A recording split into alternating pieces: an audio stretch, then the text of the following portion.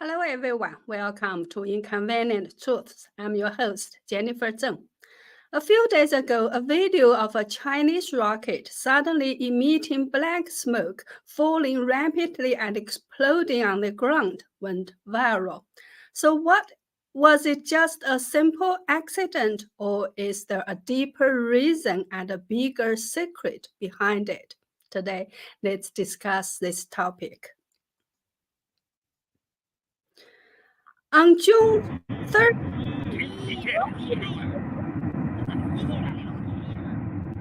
the outskirts of Gongyi County, Henan Province, China, and then quickly fell to the ground, causing a violent explosion. The entire rocket flight and explosion was captured on videos by different people and uploaded to social media, drawing attention from all over the internet. Subsequently, a private aerospace technology company based in Beijing, Space Pioneer, quickly released a statement claiming that the exploding rocket was a large liquid carrier rocket known as Tiannong-3, independently developed by the company, and that it was undergoing a static hot fire test of its power system at a test center in the suburb of Gongyi. Tiannong-3 is a large liquid carrier rocket customized by Space Pioneer for the construction of China's own Starlink project, and its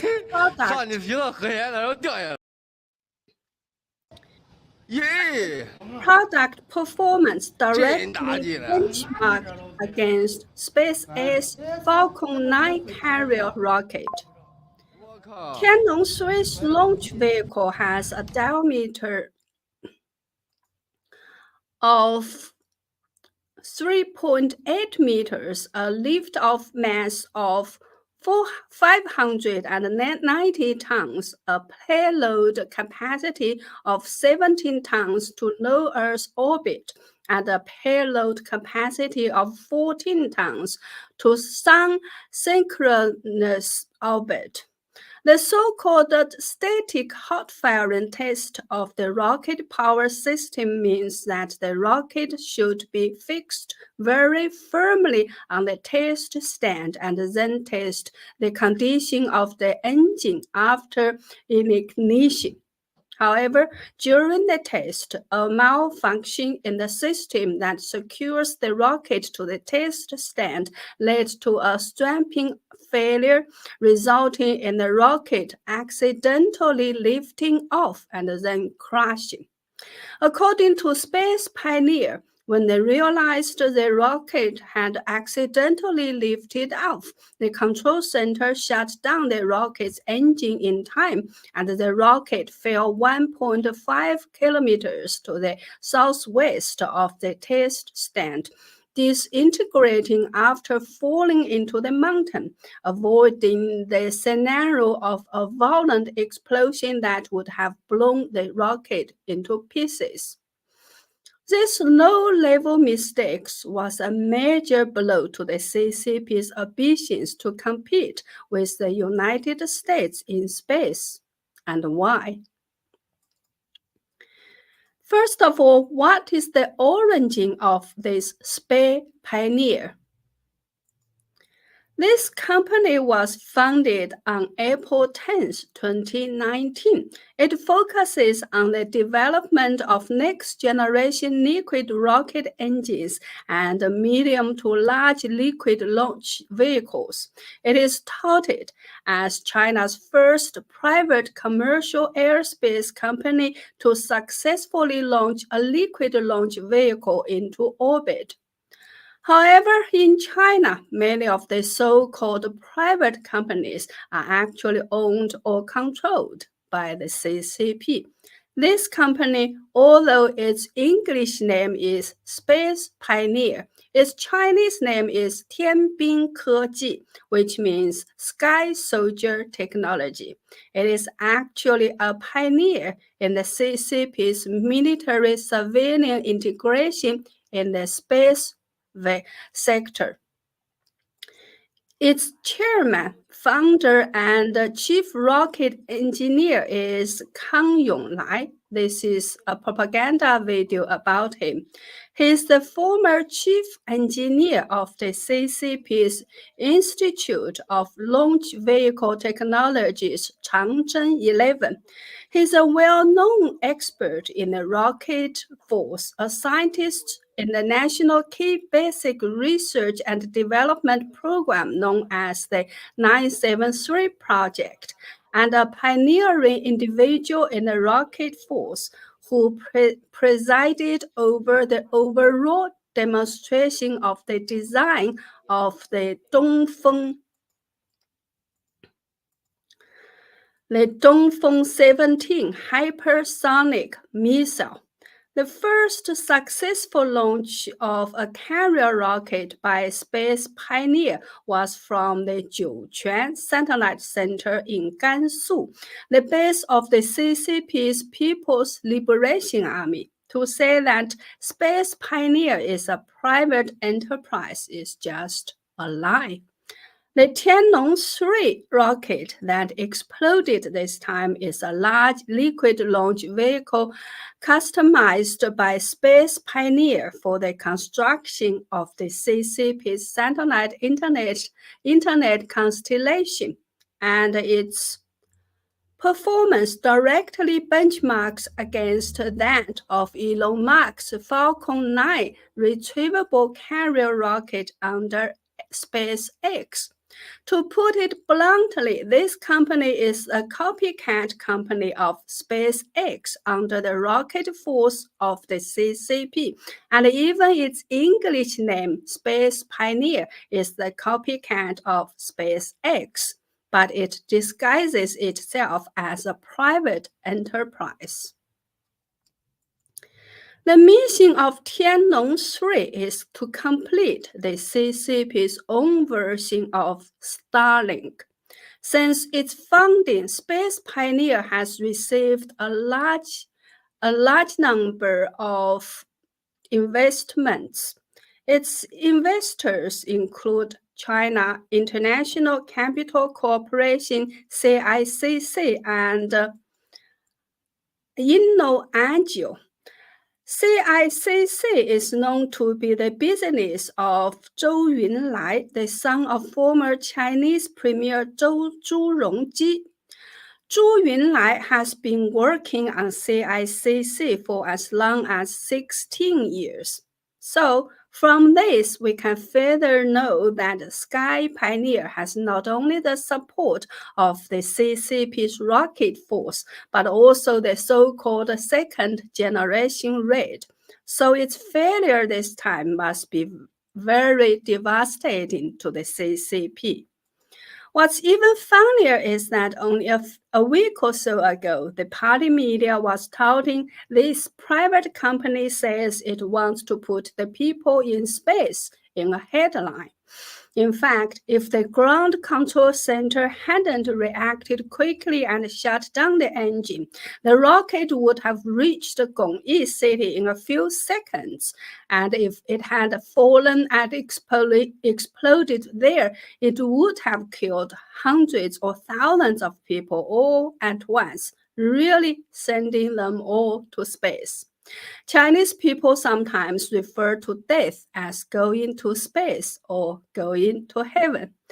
The CCP officials took this test very seriously and organized a special event to observe it, and they didn't expect to see this result in the end. They wanted to benchmark against Falcon 9, but a low-level mistake made the rocket lift off and explode on its own. This shows that the competition in space technology between the CCP and the United States is not only an issue of the gap at the technical level, but also a gap in quality management, including the sense of responsibility of the relevant personnel and the minimum professional ethics, and so on.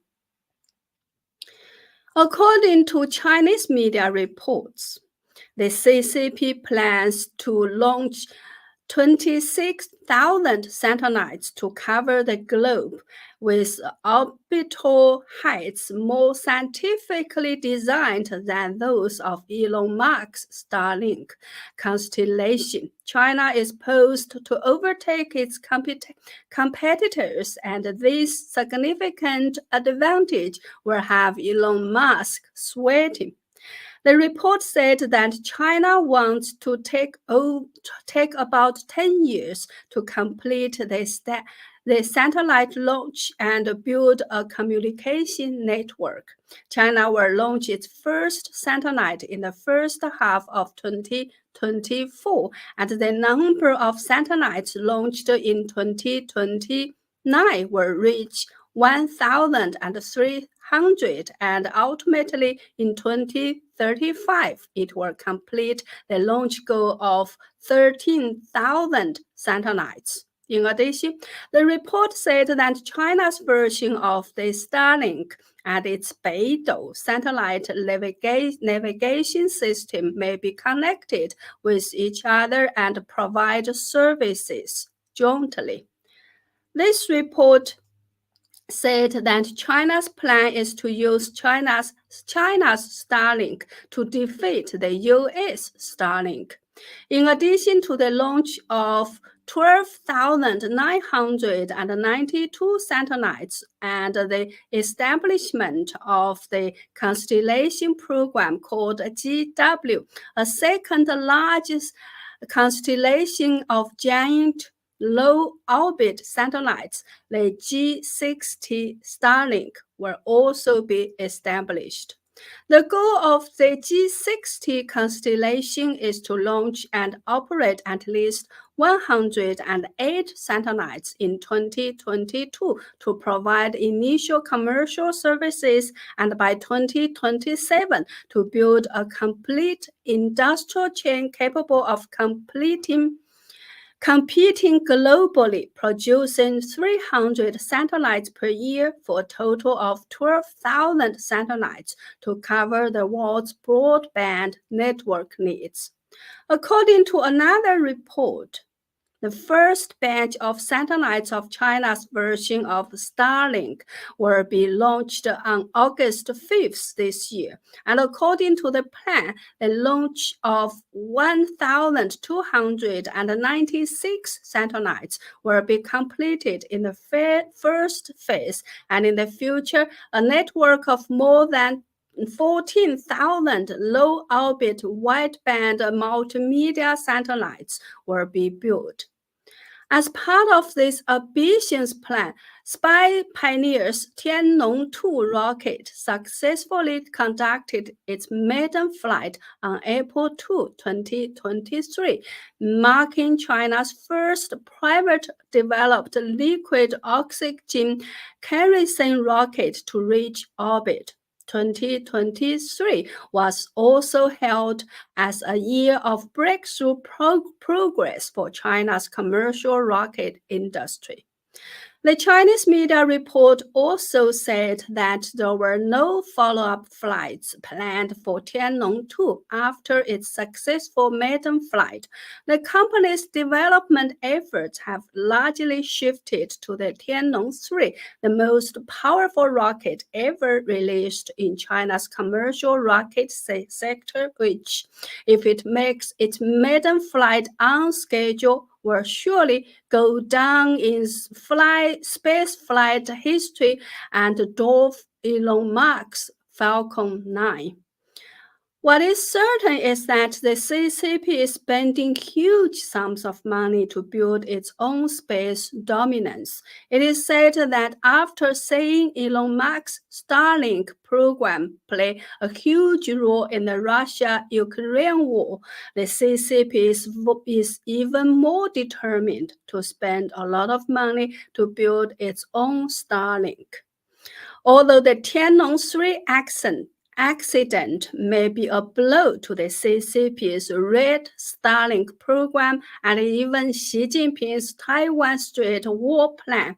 It is foreseeable that the CCP's development plans and ambitions in this area will not be halted. Another risk we must be reminded of is that if the CCP establishes a low-orbit Starlink network, it can be used as a spy satellite network or for military command services. It also has a very important function, which is to be used as a navigation system for future electrical vehicles. That is to say, if the navigation system of electrical cars can be directly connected to the CCP's Starlink, it means that all electric cars exported by China to the world can be networked through the CCP's Starlink system, and these electric cars will immediately become spy cars, which can collect information about the owners at any time, including the content of the voice chats inside the car and so on, and the environment of the places where the owners drive through, the road conditions, mountains, rivers, and other relevant information, etc. All this can be connected and transmitted to the data center of the CCP at any time, which will pose a major threat to global security. As we all know, the CCP is extraordinarily guarded against Tesla cars in China. Important military targets, military bases, residences of high-level CCP officials, places visited by high-level leaders, and so on, are not allowed to be approached by Tesla cars. Why? They are just afraid that Tesla cars will connect sensitive data. So why is the CCP now spending so much effort to dump its electric vehicles at low prices to various countries? Apart from economic reasons, the hidden military purpose may be the bigger reason.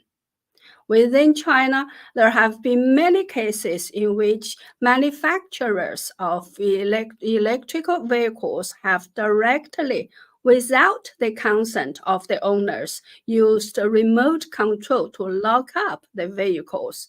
They are capable of doing so. So, apart from the collection of information once there is an emergency, the CCP is able to paralyze all the electric cars and turn them into a pile of scrap metal. That's why the national security threat is the bigger threat of the Chinese-made EVs. Do you agree with this conclusion? Well, that's all for today. Please like this video, subscribe for more, tell us what you think in the comment area, or go to my website at jenniferzengblog.com to sign up for a membership or make a donation. Your support is what makes it possible for me to continue to tell the inconvenient truth. Thank you. Have a wonderful 4th of July holiday and see you next time.